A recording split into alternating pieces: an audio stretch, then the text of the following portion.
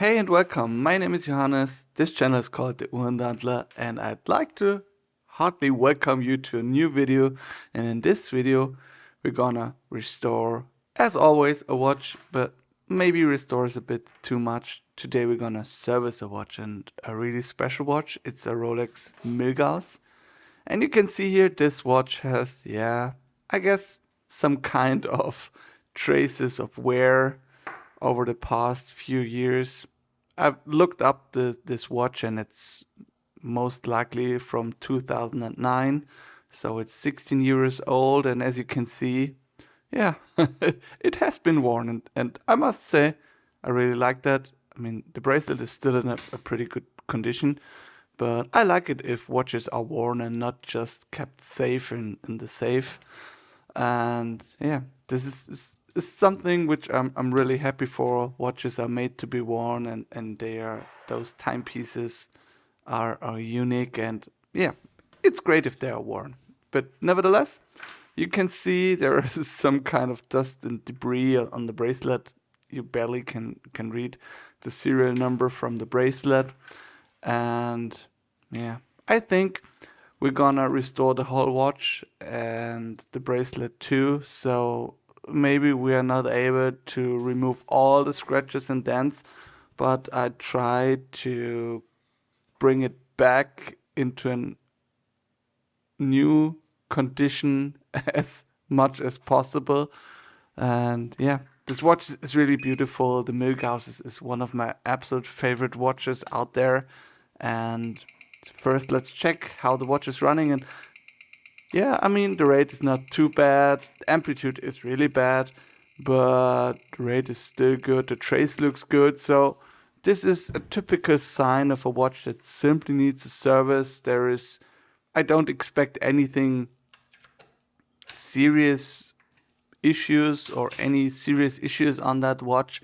I think it's a simple kind of service which we have to do here, and yeah, the Rolex Milgauss here has the typical Rolex case back, and you can see you need those special opener for the case back, and you will see what is special about the Rolex Milgauss. It does not have only one Rolex case back, it has a second case in the case, you can see here. But first, let's see if there has been any service on this watch. Nope. So it's the first watch. I mean, it's 16 years old. Rolex are made for really, really long term, and they are famous for high durability in terms of their movements. And yeah, that's great. And as you can see, there is a B on the inner case back on the inner case. This stands for magnetic density flux. And there is also this little arrow, which is a vector, or you can call it tensor of a first order, which comes from the physics description of a magnetic field. Maybe you know it. It's something you're dealing with if you're, yeah, if you're in the engineering field or in the electro engineering field. But yeah, this is something which is so special about this watch. The name is also Milgauss because mil. I think it's some kind of thousand. So mil is from the Latin word thousand, and Gauss is from the famous Gauss, which has also made a lot of discoveries in terms of magnetic fields and all those, and therefore the name Milgauss is a name which is pretty self-explanatory. And you can see on the crown of this watch that it has one sealing or one gasket in the tube. So if the Rolex crown has a line under it, there is one gasket in the crown, in the tube of the watch. And if there are 2 points, there are 2 gaskets in the tube. And there is this is something where you can see how watertight or for what purpose a Rolex is made of. For example, The Submariner, which is Rolex dive watch, has 2 points, so there are 2 gaskets in the tube, so it's a bit more water resistant. I mean, this watch is also capable of a few meters diving and all that stuff, but it's not made for underwater conditions. So, as I already explained, the Milgauss is kind of the watch for engineers from Rolex. So it can withstand high magnetic fields up to 1000 Gauss. So 1000 Gauss, Milgauss. And I mean, realistically, you never will experience 1000 Gauss of a magnetic field anywhere, but the Rolex can withstand it. So yeah, it's nice to have, but it's just some kind of, let's be honest, a bit of a marketing term, and you won't need it, but it's nice, yeah. And maybe you will see, or you have already seen, why it can withstand these high magnetic fields, because there is a casing in the casing. It's like a Faraday Käfig, or maybe you know that term, and it will withstand those high magnetic fields. So when we have removed the dial, which is, by the way, a beautiful dial, I really like it, you can see that this watch does not look like any other Rolex beneath the dial. It's a bit special. Nevertheless, we first store the dial in a little box and keep it safe, so there are no scratches, or that we don't damage the dial in any kind of way. And yeah, this is something which is really important, because the dial is the thing you see the first when looking at the watch, right? So you want to keep it as flawless as possible, especially if there is a patina on it or anything like that. Yeah. But now we're gonna work our way into the movement. First, we're gonna disassemble the automatic bridge. For a Rolex, there are always those 2 characteristic purple gears or wheels. In watchmaking, gears are always called wheels, so you can call it both ways, so there's no mistake or error about that. So just remove the automatic bridge with those 2 purple wheels, and we're gonna disassemble it later. First of all, we're gonna release all the tension left in the movement. Gonna move away the click spring, so the ratchet wheel can turn free, and we're using the crown and let it slip through our fingers to release gently all the left wind in the mainspring. And afterwards, we are gonna disassemble the balance and the balance cock. So I'm always doing this as early as possible in an assembly process, just because of the fact the balance is such a delicate part. You know, the pivots of the balance wheel, they're so thin. It's highly likely that something will break, and also the balance spring is the most delicate part of the watch. It's so thin, so there's always a high risk of breaking something. And now you can see the casing. You know, an ordinary watch would not look like this on the dial side. You would see the wheels and all this stuff. But on this Milgauss, you have this casing, which is secured by those 2 screws. And if you remove this case, you will have a movement like in any other Rolex or any other watch, you know. So this is what makes the Milgauss so special. This casing is responsible for high ability to withstand those magnetic fields. So I'm sorry if I'm sometimes struggling a bit finding the right words. Maybe all of you already heard. It's not my native language. I'm doing my best, so please be a bit gentle with me if I'm sometimes not able to find the right words. But I'm doing my very best. And by the way, when I'm telling you about doing my very best, I'm also trying to do my very best by disassembling this watch. We are working our way into the dial side, which is made up of the keyless works, which I'm taking apart here, and the yoke spring. The yoke spring in this watch is not that strong, so there's not a high chance of losing the yoke spring. I shouldn't have said that. I don't know if you know that saying, but where I am from, it's always a bit like, don't say what is obvious, because the moment you say it, the opposite will occur. It's something, don't say it because it will happen otherwise. So it's a bit complicated, but where I'm from, we're a bit, yeah, cautious about saying the most obvious things which will not happen. So yeah, I know that's funny, but yeah, it is what it is, right? So now we're gonna take apart the pallet fork bridge and the pallet fork, which is, in my opinion, the pallet fork is the most fascinating part in a watch, because I think most of the people can understand how all those gears and wheels will interact with each other. But the pallet fork is something which took me quite a long time to understand what it does. So I mean, it's the most essential part. It is responsible for releasing the energy which is stored in the mainspring tick by tick. So yeah, it's something which is so fascinating and which was developed more than 100 years ago. So there was something very intelligent person thinking about that, and it's just fascinating to me, as everything in those watches, right? So now, meanwhile, we're disassembling those transmission wheels for the ratchet wheel.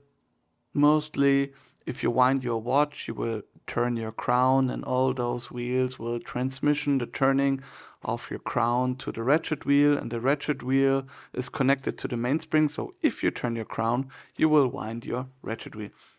That's everything which is done in this case.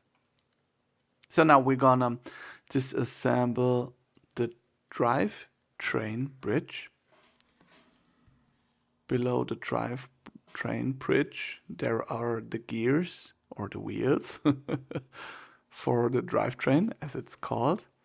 And these are the wheels which will be responsible for the movement of your hands.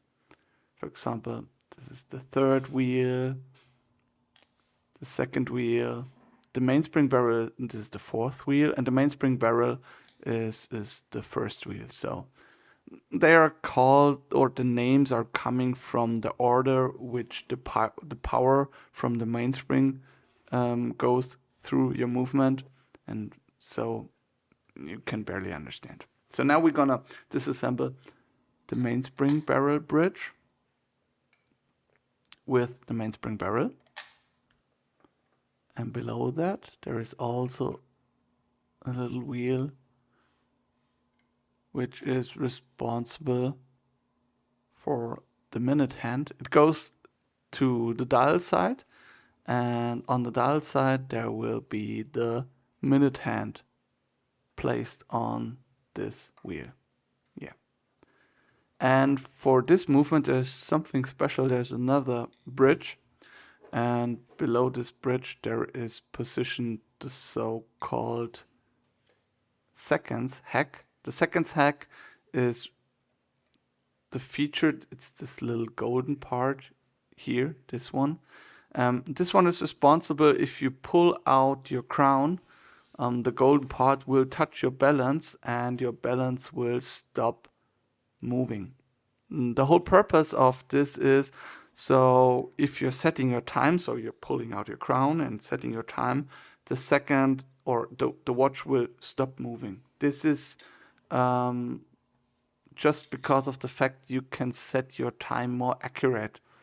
As far as I know, it's coming from the military, when people had to synchronize their times. So, if they made up to meet at a certain time, so they were able to have exactly the right time and all this stuff. I mean, you can imagine for what it was used in the past, right? So I don't have to explain it, but as far as I know, it's coming from military times back in the day. So yeah, but it's a pretty useful feature in my mind. So most of the times when I'm working on watches and the watches are finished, I have my time grapher for sure. I'm using that, and you will see it later, and you've already seen it in the first minutes. But when have finished a watch, I will always wear them for a few days, and I will set the time according to any other reference time, and therefore it's always useful to set them at the exact right time. So after a few days, I can compare them. And if it's a Rolex, it's most likely that the time will be identical because those watches are simply awesome. And yeah, that's really useful. I mean, you don't have to, but it's a useful feature. By the way, those features in watches are called complications. And yeah, there are watches which have quite a few features. And for example, I think the watch with the most features have about more than 100. So there are moon phases, second hack, a chronograph is also a feature, and yeah, there's so many possibilities. And I think the watch with the most features is a Patek Philippe. I'm not 100% sure, but what I've heard in the past, it's a Patek. So yeah, there are so many possibilities to add features to watch. It's simply awesome. Yeah. After disassembling, you see me, I put all the parts in this cage, and before going to my watch cleaning machine, I always put my parts into an ultrasonic cleaner. It's just a 2-part cleaning process I decided for myself. Some people are just putting the parts in the cleaning machine. I think that works fine too, but for me in the past, I've seen I can achieve the best results if I'm doing an ultrasonic cleaning followed by a watch cleaning machine, which is in this case my Elma Solvex. And therefore, this watch cleaning machine has one cleaning process, and you can see here I again had a little helper. My little helper in my workshop, he loves the watch cleaning machine. It's his absolutely favorite toy. So he always has to anticipate the cleaning for the whole process, which takes 40 minutes. And in this 40 minutes, he will not move an inch. He's so fascinated by this machine. It's awesome. Yeah. But what I wanted to tell you, this cleaning machine has one cleaning solution and 3 rinse solutions, followed by a drying circle. And this is pretty effective. In combination with the ultrasonic, I'm getting really clean parts. But nevertheless, there are some parts which I'm cleaning by hand, like the pallet fork and the balance wheel, because I'm always afraid of damaging them in the machines. I mean, ultrasonic would not damage them, but the watch cleaning machine, it's spinning and rotating. Of course, it's submerged into liquid, so there will not be a huge impact, but I'm a really cautious person and I don't want to get damaged the balance wheel, especially for Rolex. Those damage wheels are up to $1,000 if you damage them, and you don't want to have that, right? And the same is for the mainspring. I mean, the mainspring is not expensive, but I don't want to have it in the cleaning machine, so I'm doing this cleaning by hand. By the way, while everything is drying or cleaning, I'm using the time to disassemble the case. And therefore, we firstly have to remove the bezel, which holds down the crystal too. And therefore, I have this little Horotech tool. And I'm using that to lift the bezel a little bit. And when it starts lifting, I will use my case back knife and just pry the bezel off the case. And you can see it worked out really fine. And I'm doing this to remove the crystal and to remove the bezel, because I will try to remove the dents, as I've already told you. And if everything is taken apart, it's much easier to remove all those dents and scratches. And yeah, I know there are two ways. Some people say don't remove scratches and dents because it's making the history of the watch. And I truly understand if you're that opinion. And for some watches, I'm totally on your side. But for this Rolex Milgauss, in my opinion, it looks a little bit better. It's if it's in a good condition. Later you will see the bracelet, or you've already seen it. The bracelet, you can't even see where our high glance areas are and what the brushing on the original bracelet looked like. And so yeah, we're gonna try to keep it as, or to restore it into a new like condition. For this, I'm also removing all the gaskets. There's one gasket in the tube and one gasket in the crown. And I'm removing them because when cleaning and polishing and all those stuff, those gaskets will just get damaged. And I will also replace the gaskets just to get new ones in them. I mean, they look good. I could simply reuse them, I think, but you know, those new gaskets, they're simply a few bucks, so there's no need to reuse the old ones if you can be sure the new ones will hold longer. I'm also removing the crown tube. For Rolex, this is pretty good because it's screwed into the case. This is something, you know, Rolex movement or Rolex watches are made for servicing and working on them. It's simply awesome. Yeah. Now you can see the bezel and the bracelet. Wow, it's there are some traces of wear, I would say. And now we're going into my, I don't want to say refurbishment procedure, but yeah, it is some kind. So firstly, using a special wheel to remove all of the dirt and dust and debris on them, and then I'm using a disc which is abrasive, and this abrasive disc you have to be really careful to not round the edges, and I'm really careful. You know, this procedure takes me mostly up to a few hours, and you can see I removed most of the dents, not all, because if I'm removing all dents, I will pretty much round up the watch in a state where I don't like it. And now we're gonna have to also work on the bracelet, and therefore I'm using this little sanding paper to get into all the areas where my polyrette does not get to. And yeah, this is much work. And also the clasp, you know, there is the Rolex logo on the clasp, and I don't want to flatten this one, so this is a lot of work by hand. I'm just working around the Rolex logo to remove the dents and to not damage the crown on the clasp. And here you can see I removed most of the dents.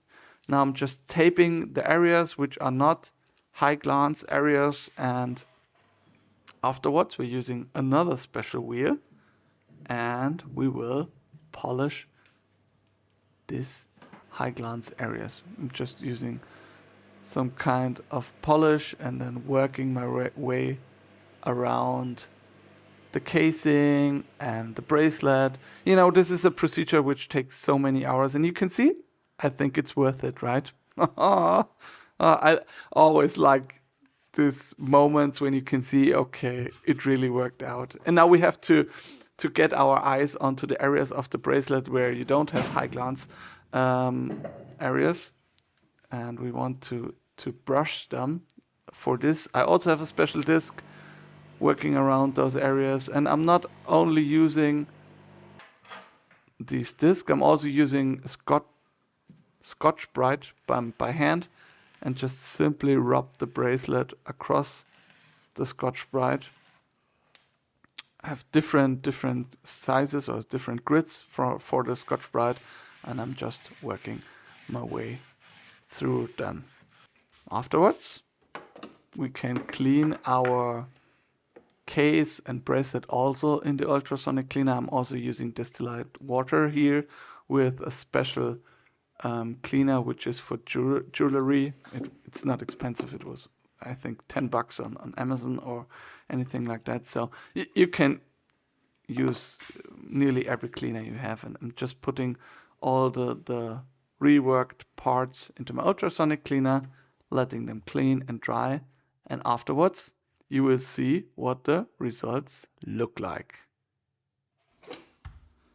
So now, after reworking the case and the bracelet, most of our clean parts are dry and are ready to get assembled again. And we're starting with the mainspring and the mainspring barrel, which I took apart.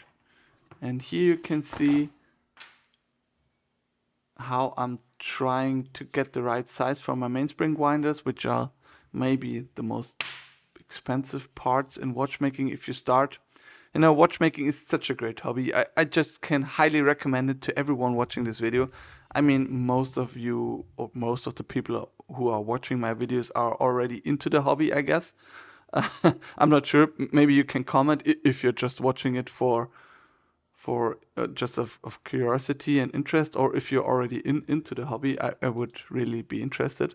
But if you're starting with the hobby, you know, you don't need too much. You need screwdrivers and tweezers and maybe a loop, and you can start. But those mainspring winders, I mean, they cost up to $1,000, especially if they are from Bavarian. I mean, you can also buy those ones from China. They are not bad, but they are not as good as the Bavarian ones, to be honest.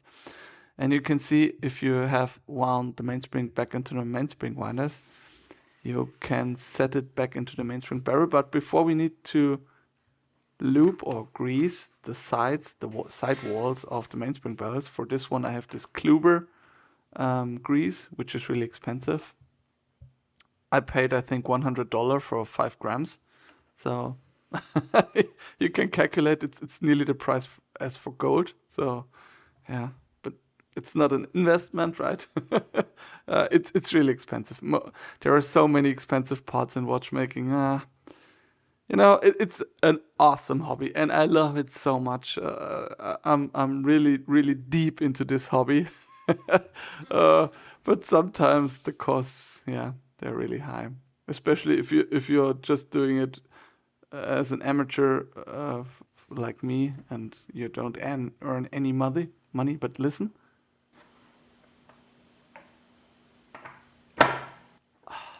Even if you don't earn money, those little sounds, they are so satisfying. Yeah, we also have to re-grease the mainspring because I cleaned it by hand, as you've seen. And for this, we are using this Horitech grease. By the way, I think I have linked everything I'm using, and I mean everything, in the video description. So my loop, my magnification light, all the screwdrivers, the oilers, the oils, my cameras. I hope I have linked everything. If there is anything which I have not linked into the description, or if there is anything which is not mentioned in the description, just let me know. I will try to find a link for you to maybe buy it to yourself. I don't know. These are not affiliate links, you know. I don't earn any money on these videos. I'm just doing it out of fun. And I just want you to, if you want to use the same tools as I do. I don't know if they are the best tools or oils I'm using, but it's something which I've learned over the years, or which I gained experience for, what works the best for me. You know, watchmaking is so versatile. There is so many ways, or so many tools, oils, and all you can use, and there is not one way which is the best way. There are several ways, and you always have to keep that in mind. If you're working on a watch, don't do it exactly like someone else is doing. Always try to switch on your brain, I want to say, and maybe you're coming to a better solution than what I am showing. So I'm always really thankful for tips in the comments. If somebody's saying like, oh, you can do it like that, or you can do it like that, because I don't don't always know the best solution for everything. It's not possible simply. There are so many movements, so many ways, and yeah, that's it. But by the way, we already started assembling the watch. We started with the mainspring and the mainspring barrel bridge, just securing it by screwing it down to the main plate. And yeah, you can also see everything looks pretty clean at this point. I mean, the movement was not really dirty in a way I've already seen. I mean, you can watch my older videos. There are some movements which are really dirty. So this movement looked good at all. So it's not a restoration. It's more of a service, you know. I mean, the case is restored, but whatever. I would call it a service. And yeah, there are different ways you can approach this. Now I'm putting on the cannon pinion. There's also a cannon pinion. There's also a tool for removing and setting the cannon pinion. There's a tool for everything in watchmaking. But I experienced just using my tweezers for this special case works the best in most of the ways. I'm not sure. Maybe someday I will buy a cannon pinion removal tool. But right now I don't think it's necessary. For most tools, they are not really necessary. You can live without them, but they will make life easier. So, yeah, it is what it is. Just find your way into the hobby and you will be, trust me, it's great. For me, something or why I wanted to start this hobby, it's just because no matter what I'm using or working, it's always like, how does it work? And if it does not work, am I able to repair it? It's no matter what. If it's something in the kitchen or if it's the watch or I don't know, a dryer or anything like that, or the car, it's always like, oh, I would be so interested to repair it. And you know, watches are so small. You don't need much space and all those stuff. So it's a really good way to satisfy your inner feeling of understanding and repairing parts. It's just awesome. But yeah, I think I've talked enough about the joy of watchmaking. I hope everybody can hear it or can feel it watching my videos, how much I like this hobby. So we're gonna concentrate a bit more on assembling the watch. Now we're gonna place the yoke spring. You can see me, I'm also using the blue Mobius grease where I can't remember the number, but I also linked it in the video description, by the way. This blue grease from Mobius is for high friction parts, so it's not for the rotating parts, it's just for the parts where high friction and high pressure occurs. So this is the setting lever spring. This one is responsible to get your crown into different positions when pulling it out or pushing it in. And the setting lever will also get secured by this little cover plate, which is also screwed down. So this is one of the more common ways to assemble the dial side. And you can see the crown setting works. For this watch there are two modes, one for winding and one for setting the time. And in this case, for this watch, I decided to assemble the keyless features of the watch really early in the process because I needed to place this bridge and the seconds hack.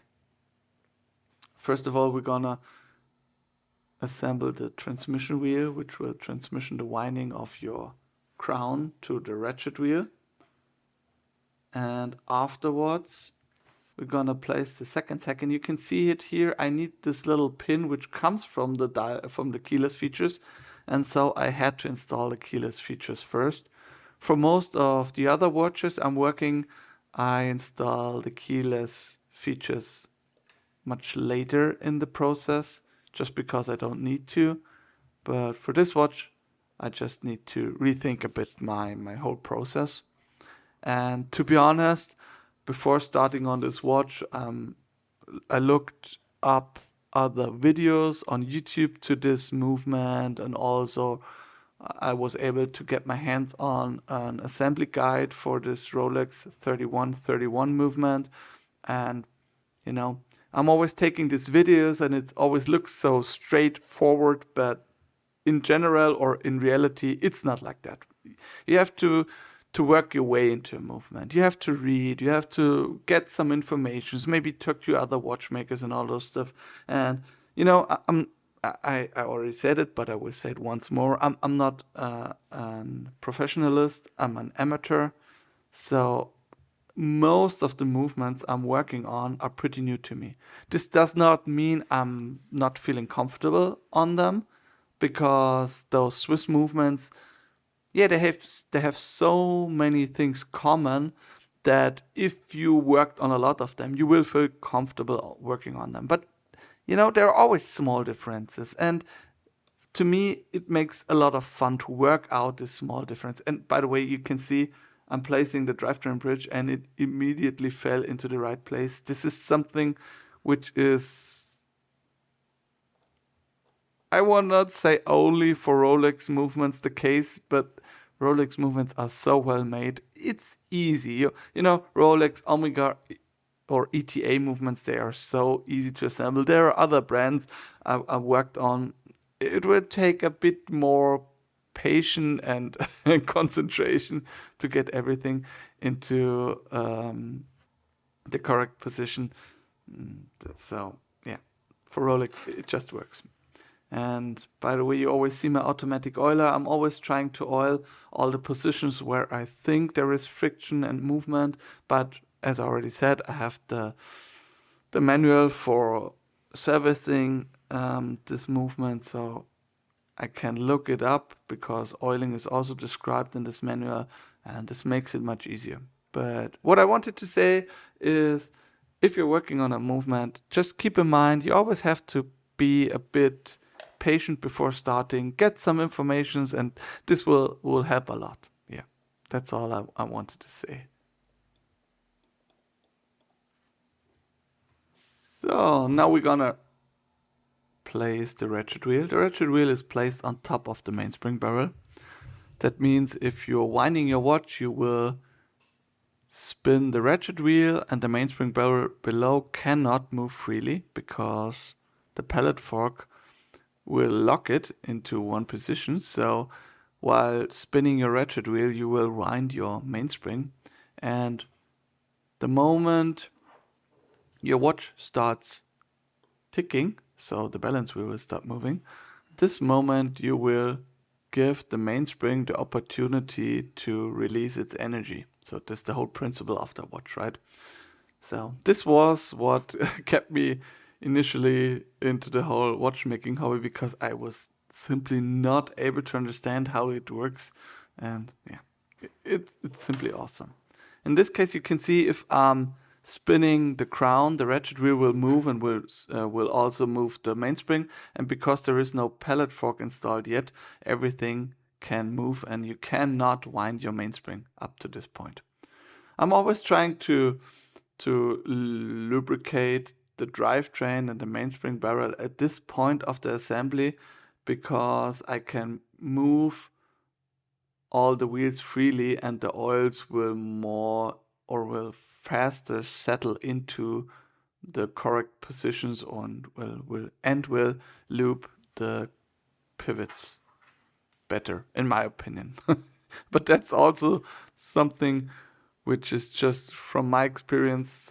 You can do it the other way. A lot of people just will install everything and loop everything afterwards. But for me, this way works better. And as you already can see, there is a capstone for the escape wheel.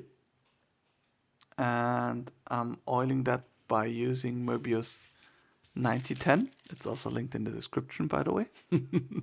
And yeah, this is the oil which you're using for the low friction and high velocity parts, and the escapement wheel is one of these parts. and you have to be really patient because you have to oil it and then flip your tweezers while holding the cap jewel. And trust me, this is a moment where your heart rate will rise. I guarantee you. It's, you're sitting on your watch and you get a heart rate like you're running a marathon.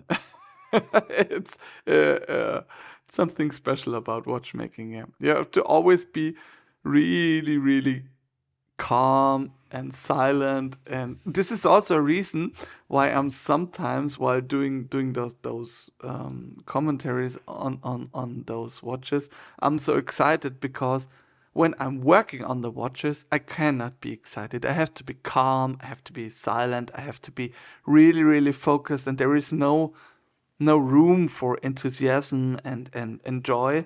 Um, and afterwards, when I'm looking at the footage I'm taking here, it's like, oh, I'm so happy, and it's working. And I mean, I already know it's working, but it's something which brings really joy to me. So this is not like acted or anything like that. I'm a horrible actor, so there is no way I'm acting the whole process. It's just the joy I'm experiencing while watching myself achieving what I tried to. I don't know if anybody can understand what I'm talking here, but yeah, it's simply like that. So we installed the pallet fork. I'm talking so much. I'm really sorry. We're not talking enough about the watch itself. So, and start the pallet fork, and as you can see, the pallet fork can move freely. Every movement from the left to the right, or from the right to the left and back from the left to the right, will release one tick, and this is the possibility the mainspring will lose its energy. Now we're installing the balance wheel. And yes, and it immediately started running. I know, this is the best feeling. There's no doubt about it. If you're assembling a watch and getting the balance wheel back in and it will kick up, you're like, yes, it worked. It's just an awesome feeling. Yeah, so now we're gonna screw down the balance cock, and afterwards is what I'm always using to oil the capstones of the balance wheel. The capstone is out of two parts. It's the cap jewel and the part which is holding the cap jewel. I'm pretty sure there is also a name for it, but I don't know it. So I'm cleaning both in one dip. So every time you see this little glass here with the liquid, it's special one dip. It's a fluid which will help you to remove old oil and dried up oil and all those stuff. And I'm also using some packwood to clean the jewels, and afterwards I'm also using Möbius 9010.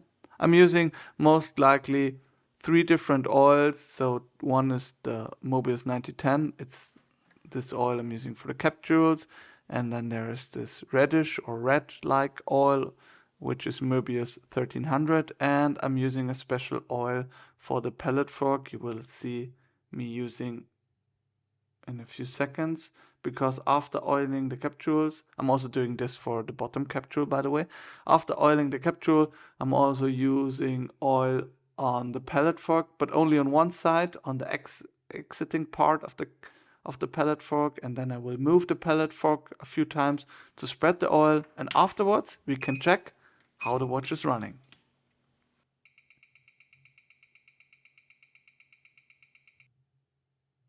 Yes, this watch is running really good. 1 second a day, a high amplitude, and yeah, beat error of 0.7. This is not what I was looking for. I mean, it would be okay, but I'm releasing the screw on the balance cock and just moving the part where the balance spring is mounted a little bit, and then screwing down the screw of the balance cock again.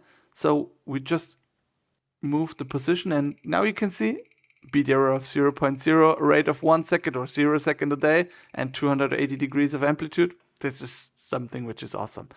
There are some standards. So if you're giving your watch to Rolex for a service, they will say the amplitude has to be between 250 and 290 degrees if it's fully wound after a service. The beat error has to be lower than 0.8, and the rate has to be within chronometer standard, which is up to 2 or -2 seconds a day. So this is exactly what we achieved here. So, I mean, you could say, okay, it's 1 second a day, but I will change the rate if the watch is running for a week, because rate and amplitude will most likely get a bit higher, and the rate will change a bit according to that. Mostly you can say if the amplitude is getting higher, your rate will increase also a little bit. This is what I've experienced in the past. So maybe we're gonna get to 2 seconds, or maybe we'll stay at 1 second, and therefore I will change the rate. But I will not do it up to now, because 1 second is a really awesome result, and I just will change it after a few weeks when the watch is running. So yeah, in between we've assembled the dial side of the watch, and now we're gonna get back on the Faraday cage. I think in the first instance I've pronounced it the German way, which is Faraday'scher Käfig. I'm really sorry, but what I meant was a Faraday cage. And yeah, we just get this one into position. To be honest, in the first instance, if you look at the watch, it looks kind of weird. If the dial side, you cannot see any wheels, but the more you look at it, I think the more it looks a bit clean, and I like it. No matter what, we're gonna position the dial, screw it, and position it or fix it by screwing down the dial screws. Dial feed screws is the correct term, I guess.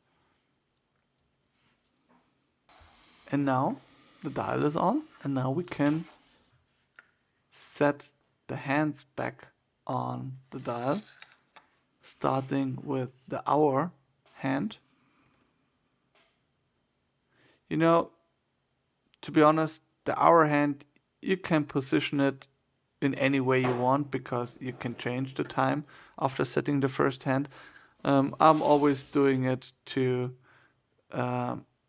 12 o'clock, just to satisfy my inner monk.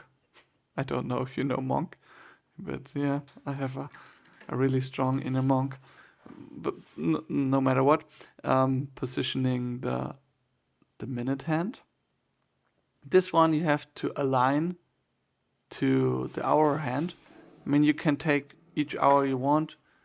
So if it's 12 o'clock or not, doesn't matter, but it has to be aligned. So if your hour hand is on full hour, your minute hand has to be at 12, right? So I think this is pretty self-explanatory. And now we're gonna position the most characteristic feature of this watch, and what I like the most, and where I think opinions differ the most, the seconds hand, with those thunder-like shape, and I like it so much. I know maybe it's not what you would expect from Rolex, because Rolex is more like a serious brand, and it's more like luxury and serious and all that stuff, and this seconds hand is a bit more like, it's playful. I don't know what you think, but I think it's not what you would expect from Rolex, but because of that, I like it really, really much. And now we're gonna reposition the crystal. The crystal had no scratches, so I decided to reuse it. So there is no reason to change it, right? We're gonna just press it on the case.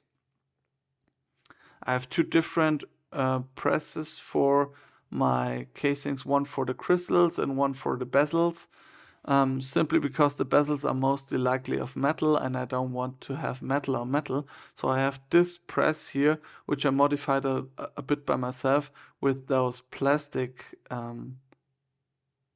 inlets, or whatever you would call them, and just pressing the bezel on. I know the filming was not on point at this time of the video. I'm really sorry, because I just forgot to start my second camera. I'm really sorry. That happens to me. It happens more often than you would think, but no matter what. Now we're getting back all the gaskets in. I have new gaskets. I'm relubing them, positioning them. There's also a gasket between the case and the case tube. And getting the case tube back in, I'm using a bit of Loctite here to make sure the tube will not get loose after screwing your crown in and out for a few times. Just using Loctite, screwing it back in and leave it for an hour to dry. And this will be enough. I mean, at this point you already can see that the case and the bezel really looks clean. I'm so satisfied by the looks of this watch. I know this is not the point to talk about that, but I'm so happy how this watch turned out, to be honest. Now we're getting back the gasket into the crown tube and a new gasket for our crown too. You can see I've used some silicone grease. This is what you can see here. Not just cleaning the dial so that there are no dust or anything else is on it, and setting it back into the case. And afterwards, maybe you can remember, we also have an automatic part of the watch. And this part I have to reassemble right now, which is, made of really small parts. And maybe you don't know what the automatic parts do. It's pretty simple. Back in the days, there were only watches where you could wind your watches by hand. But so that meant that every time in the morning, for example, when putting your watch on, you had to wind it so that the watch will run for a whole day, or you have to wind it every second day, whatever. And this is something which is, I don't say stupid, but it's something which can be avoided by using those automatic watches, because those automatic watches, they have those rotor on the movement, and every time you're moving your watch, which will happen when you wear it, right? So you're eating, you're working, whatever. Every time you're working your arm, the rotor will move into the lowest position possible. It's a simple mathematic or physics law, and every time the rotor will move, your watch will get wound a little bit. And this is what keeps your watch at a full wind through the whole day. So there are two things. For one instance, you don't have to wind your watch by hand. Only for the first time when starting wearing your watch, you should wind it. This is the first thing. And the second thing is your watch will always stay at a really high wind. And watches are running more accurate if they're at a high state of wind. This is something which you can experience. The amplitude is higher, and the rate and maybe sometimes also the beat error will vary a bit, depending on how much or how high the state of your mainspring wind is. So at automatic watches, your watches are always fully wound, and this will keep them more precise.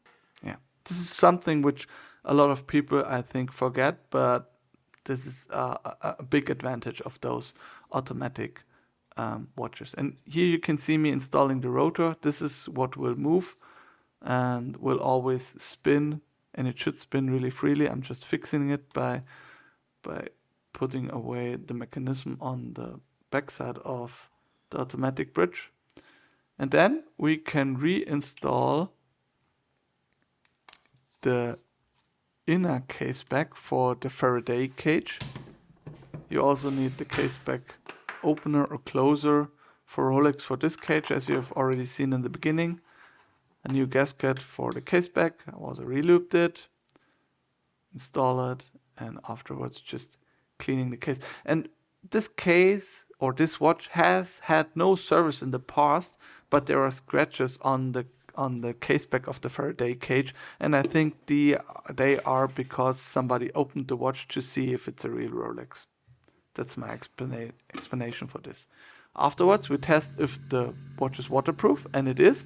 Expansion in a positive direction means the crystal is moving into the right direction if there is a vacuum on it on the outside, and that means all the gaskets and seals will make the watch waterproof. And now we're finished, and you can see the watch really looks good. And if you like the video and like the whole process, I would highly appreciate if you leave a comment or a like below. You know, I'm always happy to read your opinions. And in this case, I will wish you a nice day and thank you for watching this video. Bye.